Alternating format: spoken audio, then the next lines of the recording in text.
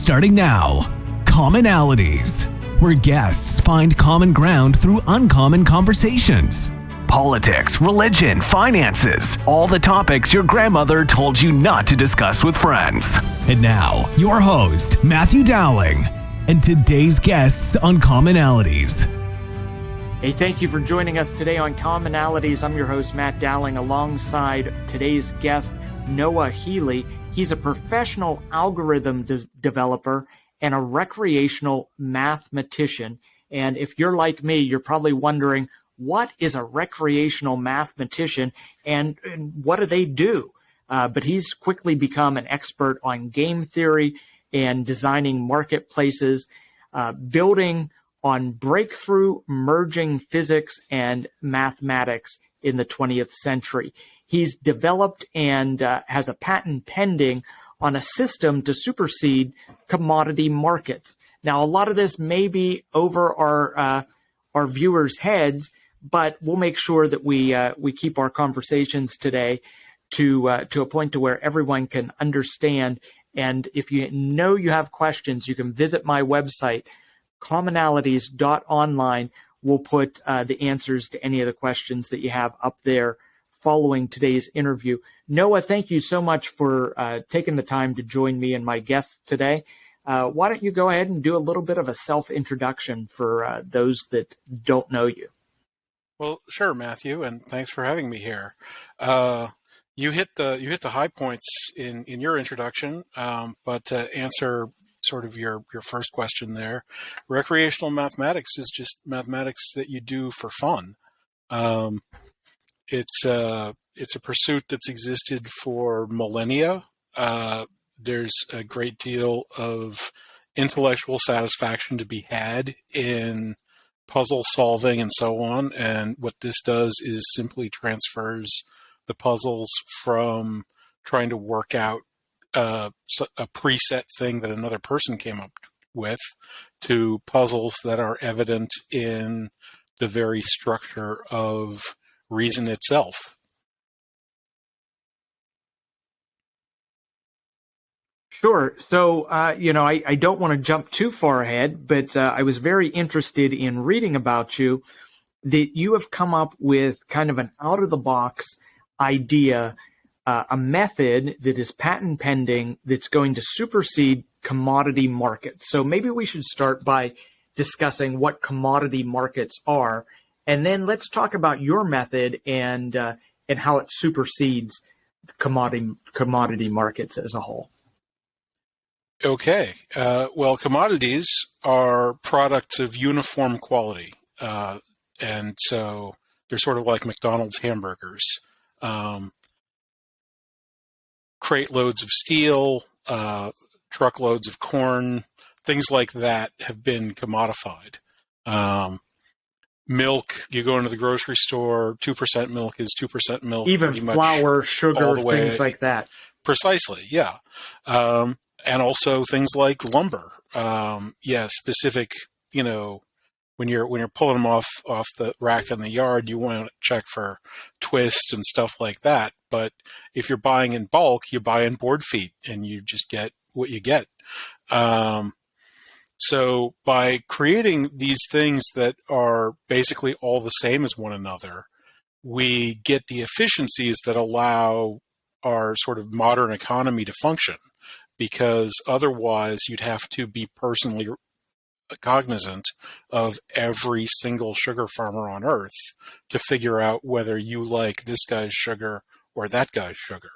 And you'd never be able to make a factory that, cranks out Coca-Cola or buy a bag to make cookies for, Christmas or whatever.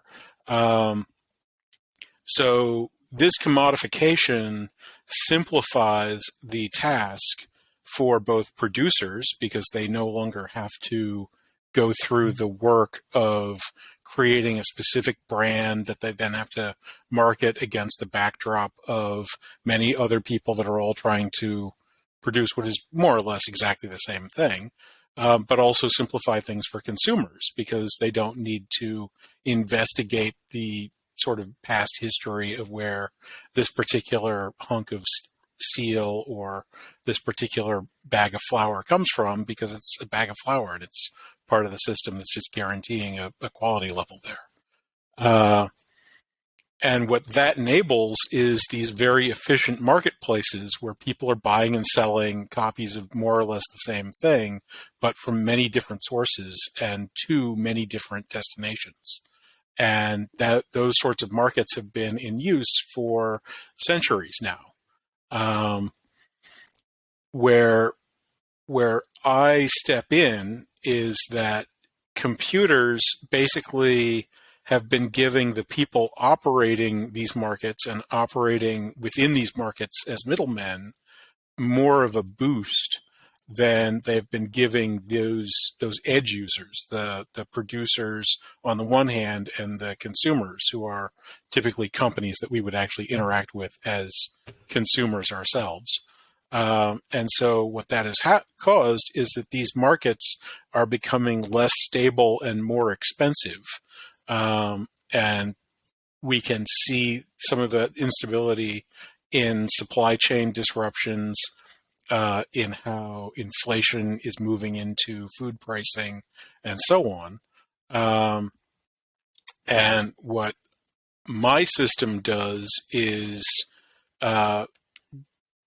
creates a new role within the marketplace for information, and effectively fixes the cost of information to the whole marketplace by being able to adjust the rate of return. So right now, if you know stuff that other people don't know, you can trade in ways that will give you a good rate of return in the marketplace. And so your goal is to trade as much as possible on a fairly low rate of return to get as much money as you can. What my system does is raises the rate of return, but fixes the total amount of advantage that can be gained. And so what happens is the incentive shifts from trying to get as much deal flow and noise into the market as possible as trying to communicate what you know as clearly, succinctly, and quickly as possible so that you get to secure the advantage over other parties. Sure. So, we just ended the holiday season, or we're still kind of celebrating the holidays. And in my area, there are a number of women or individuals, people, regardless of gender, that bake Christmas cookies and sell those Christmas cookies to other families or individuals around the holiday time. One of the things that we saw this year was that those individuals that kind of count on that extra money at the holiday season in the middle of winter by selling those cookies were kind of almost forced out of their own marketplace because they use commodities like sugar, flour, nuts, or something that have become extremely expensive in the baking that they do. So how would your system solve any of the problems that those individuals are dealing with because commodity prices have risen, especially since the pandemic? Would your system make things less expensive or adjust the pricing any more than the commodities market system that we have in place now? So what my system would do is reduce the overhead costs, and those are multifarious. So, for example, one of the most overhead costed commodities in the world for several decades was aluminum, where people had figured out this way to effectively hold up the entire aluminum market behind a rule that meant that if you actually wanted the aluminum that you'd bought delivered to you, then you had to pay, I believe it was an extra 21%. So if you're one of these women that's getting Christmas cookies and wrapping them up in aluminum foil over the last couple decades, something like 25% of the money that you spent on aluminum was going to these middlemen that were just brokering the deal between aluminum miners and and the manufacturers of the sheet metal that you were buying.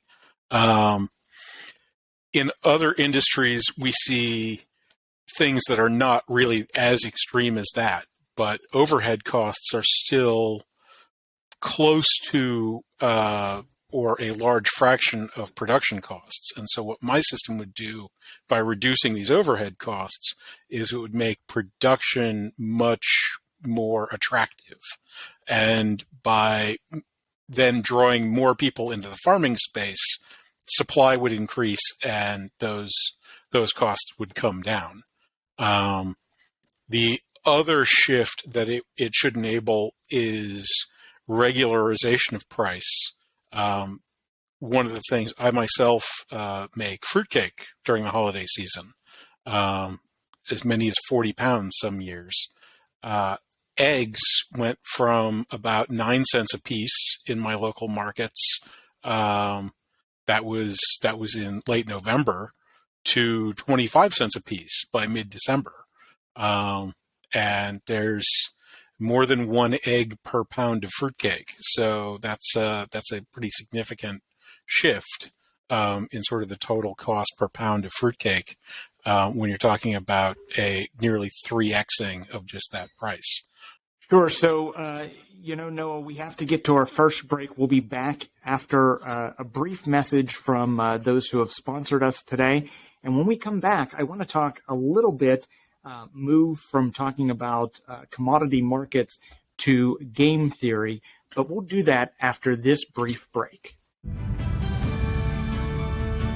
You're listening to Commonalities, where guests find common ground through uncommon conversations. We'll be back after this brief break to recognize our sponsors. Are you enjoying the program you're listening to? Support Commonalities and help keep us on the air by making a donation of $5, $10, or $25, or any amount you feel comfortable sharing online at donate.commonalities.online. Again, that is donate.commonalities.online on the World Wide Web. Buy our host a cup of coffee or help pay for airtime at donate.commonalities.online.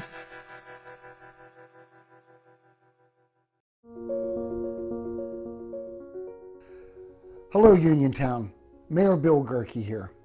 There's nothing quite like the feeling of home, that sense of belonging, those fall Friday nights under the lights, those winter nights in the gym watching our Red Raiders, those refreshing spring afternoons at Bailey Park rooting on our Red Raider softball and baseball teams.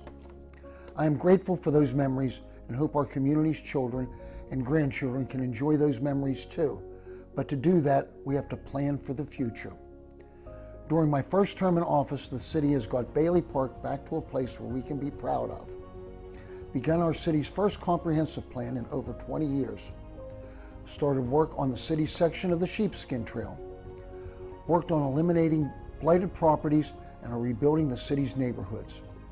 We've updated the faulty equipment in the parking garages, and we're bringing a more competitive, reliable, faster, and less expensive internet service to our city residents. We have done a lot, but there's still more to do. So I, Bill Gerke, am running for a second term. We're Uniontown proud, we're Uniontown strong, and together we can continue to rebuild Uniontown for the next generation. Paid for by Mayor Bill Gerke.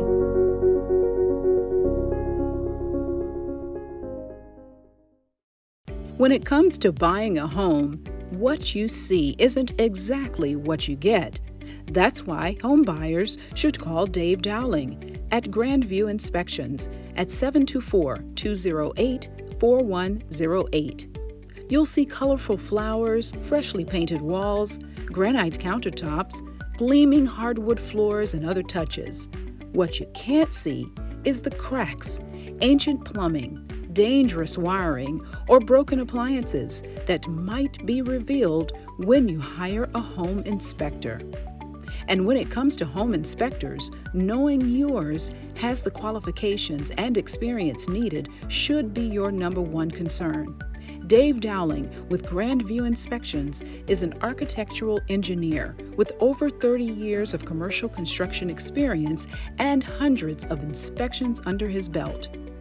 A home inspection is an opportunity for you to hire an expert to walk through the home and prepare a report outlining the home's major components, what needs immediate attention, and what will require maintenance after you move in. Your home is one of your biggest investments, so make sure your investment is everything you hoped it to be. Call Dave Dowling at Grandview Inspections at 724-208-4108.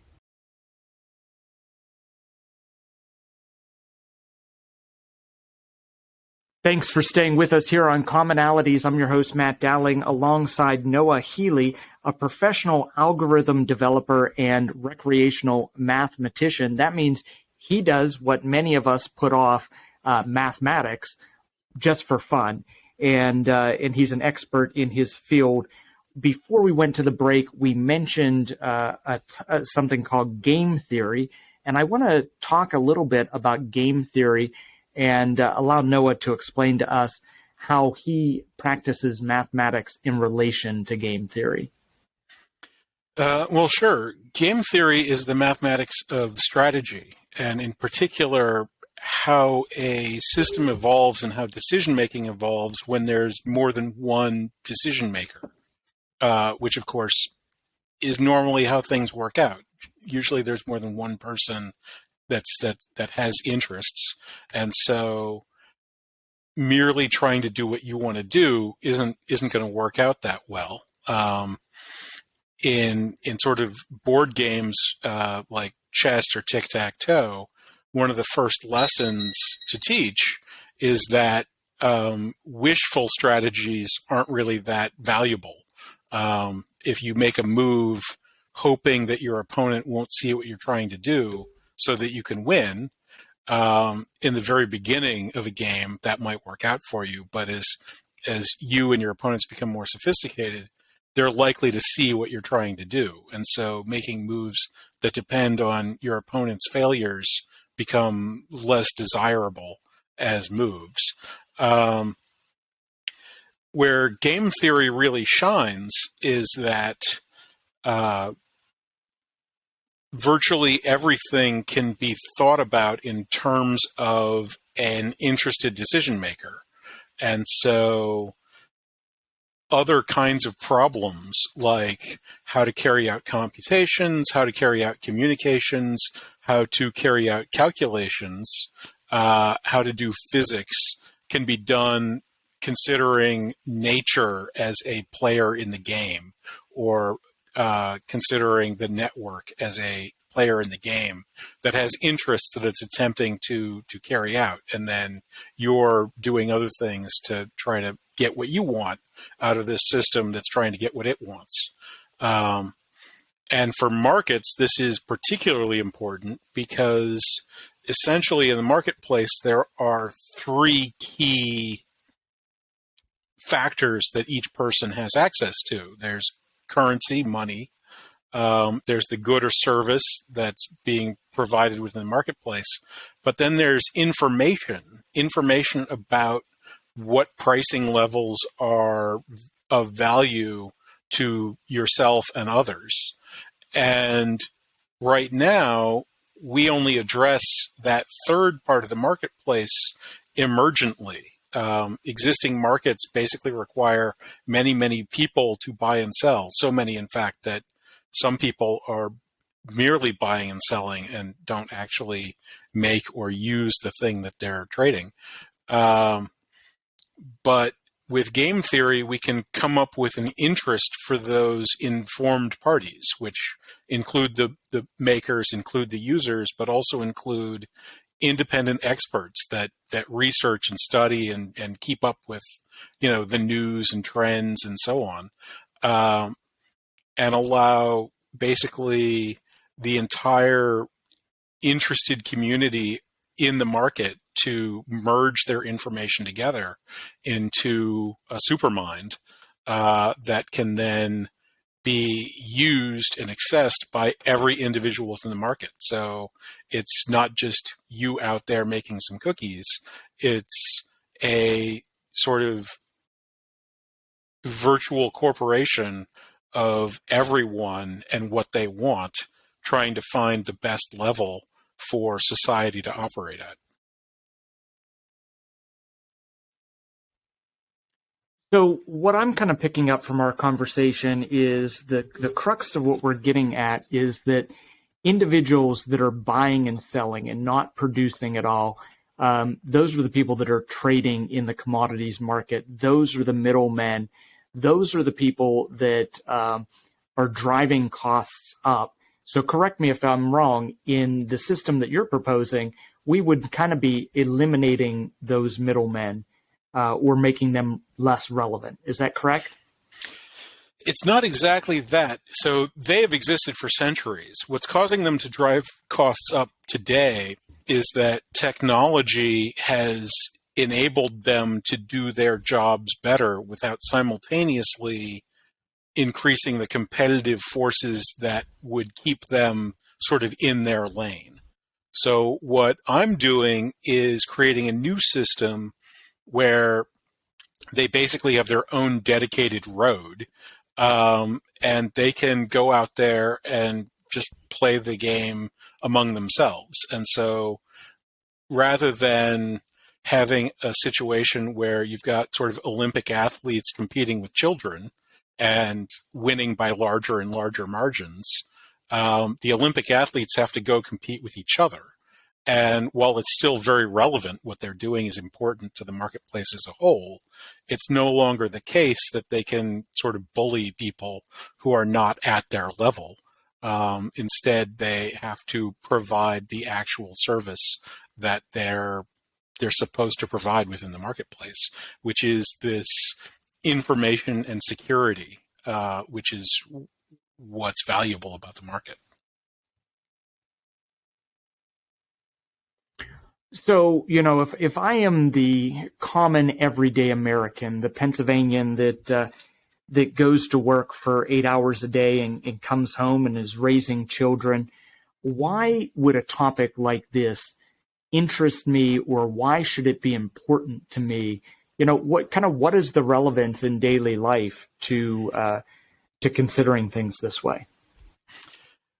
So market costs are a drag on economic output of the country. And for the last number that I've got from the U.S. government, commodity market overheads were just shy of $800 billion a year, and that was 8 years ago. If you think about the actual growth rate of the economy, the sort of smeared out average over the last 30 years, whether we're in a recession, whether not we're in a recession, that's sort of irrelevant. For decades, actually for the last 50 years, we've been growing at around 2% a year, which means that the growth rate of the entire economy is in the $400 to $500 billion a year range. If that cost of $800 billion, which is almost certainly significantly higher now with inflation and even more technology, were to be reduced by even 50%, that would go directly onto the lifestyles of individual, regular 9-to-5 Americans. So you could see 25 to 40% increases in farm profits, for example. So a middle-class family could become an upper-class family just overnight from things like this. And then that ripples through the rest of the community as suddenly that becomes a better employment option, or the increased wealth leads to other types of investments that then feed back into the system. So the success and adoption of this technology could double the rate at which the economy grows in a fashion which directly impacts working and middle class families. And that would shift the trajectory of wealth creation in this country and really around the world in a fundamental way. For, the last market system lasted for 800 years. So for centuries to come, the potential upsides here are difficult to wrap your head around. I can't really even fully conceive of how much advantage is to be gained from squeezing hundreds of billions of dollars in cost out of the system every year and being able to put that into people's pockets and into their lifestyles. So we have to get one more break in. When we come back from the break, I want to discuss the implementation process, or what conversations need to take place to take advantage of some of the ways that you're talking about squeezing extra money out of the system. But we'll do that when we come back here on Commonalities. You're listening to Commonalities, where guests find common ground through uncommon conversations. We'll be back after this brief break to recognize our sponsors.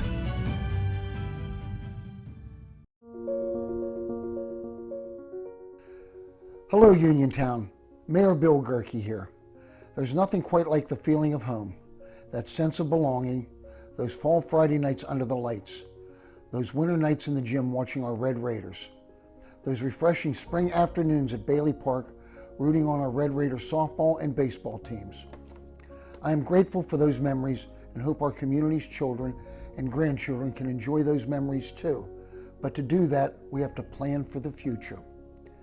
During my first term in office, the city has got Bailey Park back to a place where we can be proud of. Begun our city's first comprehensive plan in over 20 years. Started work on the city section of the Sheepskin Trail. Worked on eliminating blighted properties and are rebuilding the city's neighborhoods. We've updated the faulty equipment in the parking garages, and we're bringing a more competitive, reliable, faster, and less expensive internet service to our city residents. We have done a lot, but there's still more to do. So I, Bill Gerke, am running for a second term. We're Uniontown proud, we're Uniontown strong, and together we can continue to rebuild Uniontown for the next generation. Paid for by Mayor Bill Gerke.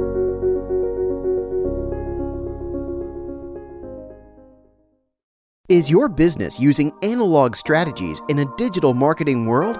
If so, then contact Matthew or Rebecca Dowling at Coordinated 360 for a professional consultation, where we bring in-depth knowledge and functional expertise with a holistic perspective. Coordinated 360 provides digital marketing, paid ad and media buying services, web design, social media management, video production, and more for businesses, organizations, and political campaigns. With decades of experience, Matt and Becky at Coordinated 360 can help you craft your unique message and share it with the world. For a no-risk media evaluation and recommendations, call 724-320-2212 or visit us online at www.coordinated360.com. Find us also on Facebook, Instagram, and Twitter, or email info@coordinated360.com. Are you enjoying the program you're listening to? Support Commonalities and help keep us on the air by making a donation of $5, $10, or $25, or any amount you feel comfortable sharing online at donate.commonalities.online. Again, that is donate.commonalities.online on the World Wide Web. Buy our host a cup of coffee or help pay for airtime at donate.commonalities.online.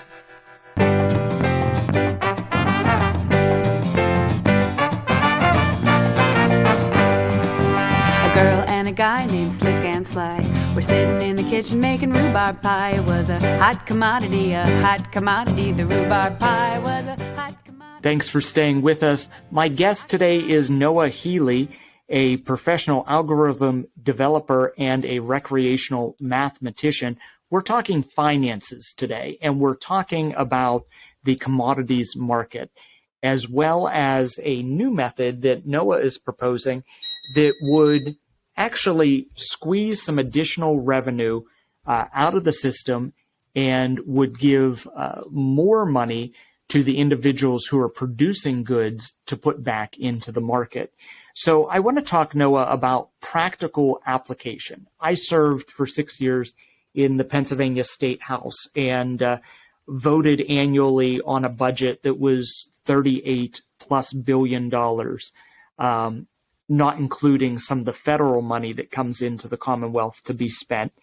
But we didn't even have conversations like this, where we're talking about ways to improve the market system as we were discussing the state's annual budget. Of course, we talked about taxation and making things friendlier for the business community so that businesses would want to come here to Pennsylvania. But how likely is the implementation of your proposal to happen, and what conversations need to happen at the state or federal levels for a shift like this to really come into fruition? Well, so some of the conversations are happening around the patent office. The patent system is really in a state of chaos at the moment due to some litigation outstanding and also decades of difficulty in coping with the very divergent needs of kind of big tech and big pharma that have more or less opposite IP strategies from one another and are both of great significance to the economy. So I might be the first person in American history to have had my patent accepted and then had that acceptance withdrawn by internal departments within the patent office twice. Happening once is rare. Reinstating after one is rarer still. But having it withdrawn the second time is something that no one I've ever spoke to has ever heard of. That process is now going to a court for appeal. We'll see where that goes. I am working with a handful of people around the world who are attempting to stand up marketplaces that incorporate this technology. One of the explicit design concepts was that governments would, in fact, be able to implement markets like this for the benefit of their economies if they wanted to. The American governments at the state and federal level are extremely reluctant to do things like that. So I have not had conversations like that with any federal or state level person. Conversations like this are important because one of the other barriers is that I am the first person since the Renaissance to propose a system which is algorithmically superior to the market system that is in place. So most people are not even aware that it's possible for markets to have the kinds of flaws I'm talking about, or for improvements like the kinds of improvements I'm talking about to be made. So education at state or federal levels on that front is something that I am working towards improving and trying to get awareness out for. But yeah, Pennsylvania, like most states in the United States, has a robust agriculture sector and an extensive extractive sector with iron, coal, and other commodity product being significant parts of the state's value chain. And so, yeah, it'd be perfectly possible for a state like Pennsylvania, to set up a pilot commodity marketplace with this technology and offer its state producers what it amounts to a collective bargaining position that would allow these small independent producers to stand on the same level as much larger, conglomerate agribusiness type things could normally operate on. That's generally more interesting to developing countries, and so that's more of the focus right now of the people that are interested in trying to pick the technology up. But I'm open to every train leaving the station because everything's headed to the same destination. And the markets we have been failing for really almost my entire lifetime. And the problems are getting worse and more obvious, and will keep doing so because they aren't the result of human malfeasance. They're the result of technological capability, and we're not going to, collectively throw our cell phones away. So we're going to keep having that capacity, and that's going to keep degrading the markets we have.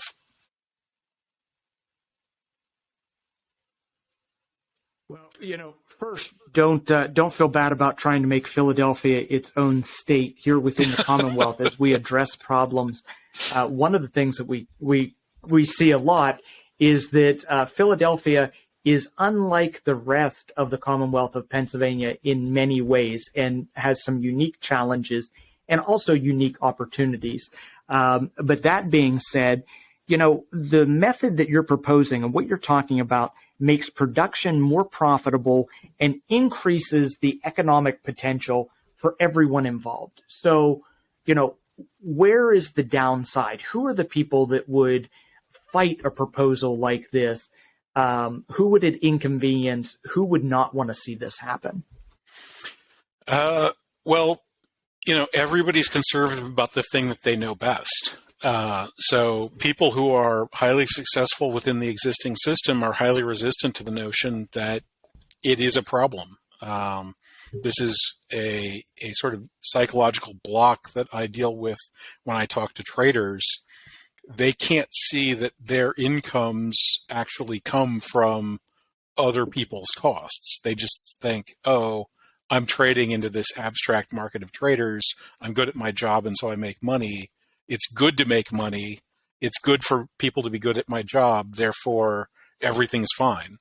But service provision is a tricky business because part of the value of a service is its cost. If you break your arm and go to the doctor and get it reset, that's great. You're going to keep having the use of your arm. But if you get that for $100, it's better than if you get it for $1 million, because it's the same service either way, and it's cheaper at $100. And so if a service can be provided for less actual money, it's more valuable. But people that are providing that service, they can't always get there. The other big shift this does is by essentially batching up all production, all consumption, and all information into these marketplaces where people are competing with one another. That shifts the hedging risk structure, because now the batches are much more intrinsically hedged because they're much more intrinsically diversified than existing markets can offer. And there are very successful companies that effectively do nothing but insure these hedging risks. And so a marketplace that structurally eliminates the need for those companies. So they would have a direct interest in resisting this kind of technology.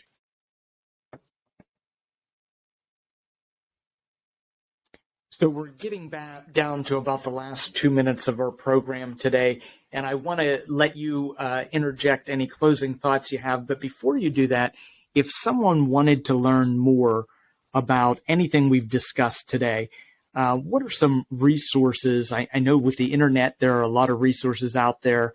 On the World Wide Web, where could someone find more information about commodity markets and about the system that you currently have a patent pending for? Well, I have a website at coordisc.com, COORDISC, for coordinated discovery. You can learn more about my system there. You can reach out to me personally, either through LinkedIn. I'm Noah Healy there, or noahphealy@yahoo.com is my email. I'm happy to answer questions. For learning more about commodity markets, Wikipedia's article is actually fine, and you can start working your way through, the bibliography there for other things.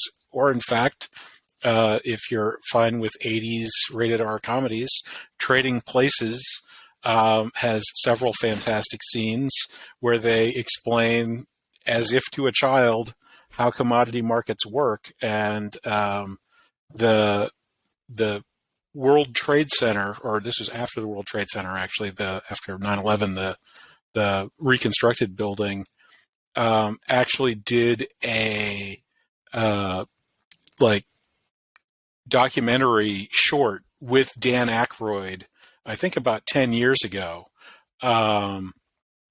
where they were talking about how things are done these days and the fact that Trading Places couldn't happen in the same way because the pits are gone, it's all computers now, but the actual mechanisms of trade haven't changed at all. We're just using computers to do the trades at a million times greater speed than we used to do when we were shouting at each other. That is actually a great movie. I just watched Trading Places this past year, found it on a streaming service, so I know it's out there. And it does really give some good insight into the commodities market. Hey, my guest today has been Noah Healy, a professional algorithm developer and recreational mathematician. Noah, we have about 30 seconds left. Final thoughts for the day. I'm out of words. Happy New Year, everybody. And let's hope we can start fixing up these systems that computers are breaking down in the new year. Yeah, and that's going to become even more important, I think, as we move forward and as technology continues to play an even greater role in our daily lives. Noah, thank you so much for being with me today. It has been a pleasure. This has been Commonalities, a show where guests find common ground through uncommon conversations. Copyright 2022 Coordinated 360. All public rebroadcasts should be done with prior written approval from Matthew Dowling. All requests should be sent to info@coordinated360.com. Thank you for listening to Commonalities.